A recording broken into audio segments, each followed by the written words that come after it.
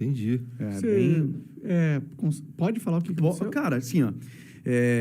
Eu não queria falar sem vocês perguntar, né? Porque Não, pô, eu fiquei com medo de perguntar, porque Não, tu falou vai duas que vezes. tá assim, ó. traumatizado com a parada. Eu vou falar uma coisa pra vocês engraçada. Eu sou um ex-nada. Eu não sou ex-maconheiro, que o pessoal fala essas histórias, né? Que você é maconheiro? Ex não sei o quê, sabe?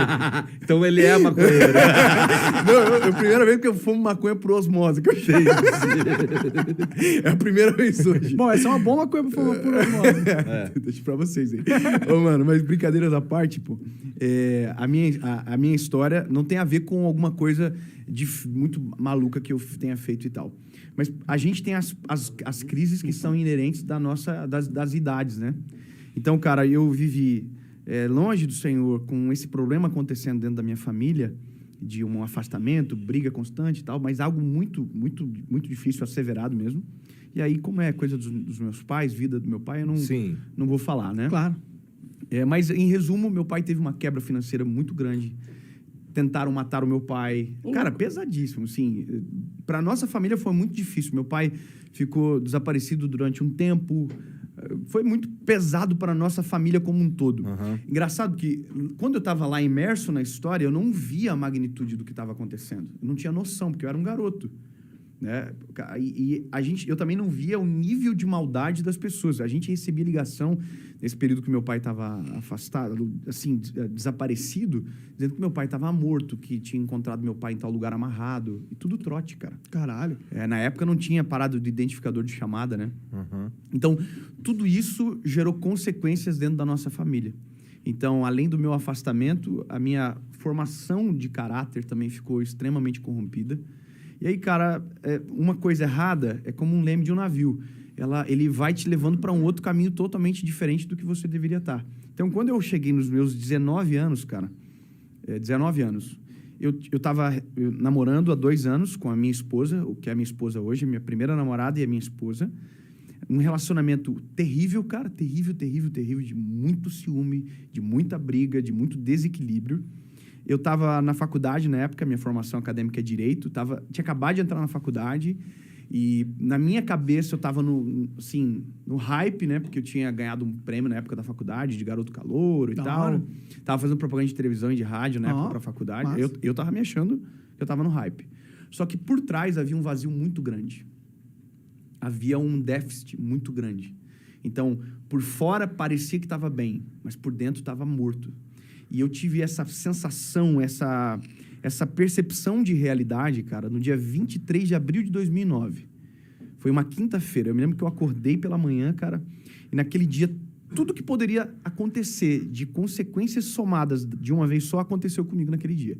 E aí são detalhes mais longos e tal, mas resumindo, cara, o final desse dia, que foi para mim o pior dia da minha vida e o melhor dia da minha vida, eu estava dentro da Câmara dos Vereadores, na época da nossa cidade, estava tendo uma audiência pública sobre algum tema na época, e eu me lembro de eu entrar dentro do banheiro da Câmara dos Vereadores, cara, colocar um monte de papel na boca, assim, para gritar e ninguém ouvir, sabe? De tanta angústia, cara. E aquele dia foi, para mim, um marco, porque eu saí dali, pensei em suicídio.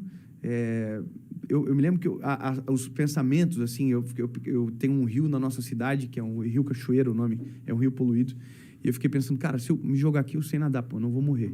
Aí pensei de me jogar na frente de um carro. Falei, cara, e se eu ficar paralítico? Pô, eu vou incomodar minha mãe e meu pai pelo resto da minha vida e não vou conseguir morrer. Para entender o nível, né, do que estava passando dentro do meu coração. E aí, cara, naquele dia, eu procurei 2 coisas. Eu procurei um irmão da igreja que passava por mim quando eu ia para o colégio. Ele passava por mim de bicicletinha cantando o hino, assim. Ele cantava o hino assim, caminhando eu vou para Canaã, papapá. E um dia, eu sempre olhava ele, quando eu era mais novo, olhava aquilo e falava assim, mano, que cara ridículo. Eu tô envergonhando a igreja, que coisa absurda. Olha só, eu achava aquilo ridículo.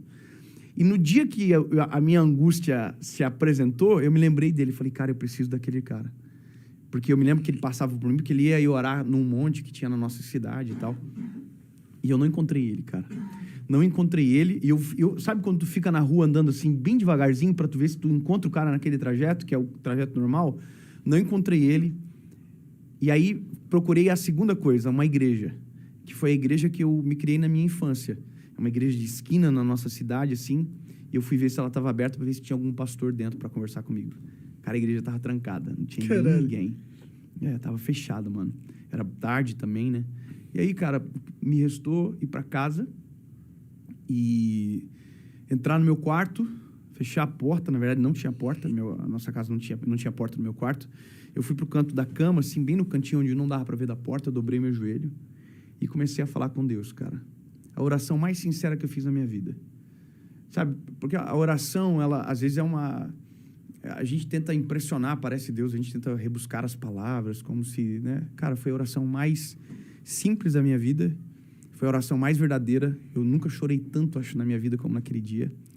E eu disse uma coisa para o Senhor, eu falei, Deus, se o Senhor existe, se o Senhor é real, e se o Senhor tem um plano comigo realmente, que eu ouvia na minha infância, eu preciso que o Senhor entre na minha vida e o Senhor mude a minha história. Hoje, eu preciso que o Senhor fale comigo. E, cara, eu fiquei naquele cenário ali, orando e tal, e aí me lembrei de uma Bíblia que não ficava no meu quarto, que era uma Bíblia que era do meu avô, que meu avô havia falecido e ficado para a nossa família. Eu peguei, fui lá no quarto da minha mãe, busquei a Bíblia, voltei para o meu quarto, e aí, cara, dobrei o joelho de novo e falei, Jesus, eu já ouvi pessoas dizendo que isso pode acontecer, então eu quero que o Senhor faça comigo, se o Senhor fale comigo. Aí eu peguei a Bíblia e abri em Salmo 116. Nunca tinha lido, nunca tinha aberto aquele texto, estava assim, amo o Senhor, porque Ele ouviu a minha voz e a minha súplica, porque inclinou para mim os seus ouvidos, porquanto invocá-lo enquanto viver. Cordéis da morte me cercaram, angústias do inferno se apoderaram de mim, encontrei angústia e tristeza e disse, ó Senhor, livra minha alma. Bom é o Senhor, justo Ele é, Ele salva. Cara, era a minha história. Eu clamei ao Senhor, os cordéis da morte me cercaram, eu tive muita angústia. E aí eu comecei a chorar e falar, Jesus, o Senhor é real e tal, mas eu preciso que o Senhor fale comigo de novo. Eu preciso, Senhor, eu estou desesperado. Fala comigo de novo. Abri. Isaías 60. Levanta-te e resplandece, porque já vem a tua luz e a glória do Senhor vai nascendo sobre ti. Aquele dia mudou minha vida para sempre, cara. Mudou meu relacionamento com a minha esposa, na época era minha namorada, mudou a minha forma de tratar os meus pais. Foi a mudança mais radical que eu experimentei na minha vida, cara. Diferentemente da religião que transforma o homem de fora para dentro, com paradigmas e com a própria história, Cristo, ele transforma o homem de dentro para fora. Então, é aquilo que a gente chama de metanoia, sabe? Quando muda de uma maneira tão radical que você não consegue explicar. Então, foi isso que eu vivi. Eu desesperei, busquei socorro, encontrei o socorro.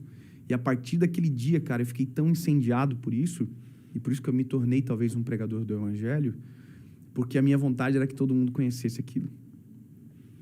Eu me lembro, cara, que eu dobrava os meus joelhos assim, orava, Jesus, eu quero que meus primos vivam isso também. Começou na minha família, sabe? Cara, eu clamava por isso e vi os meus primos todos tendo a vida transformada também. E depois isso virou meu trabalho, meu ministério, né? Quando que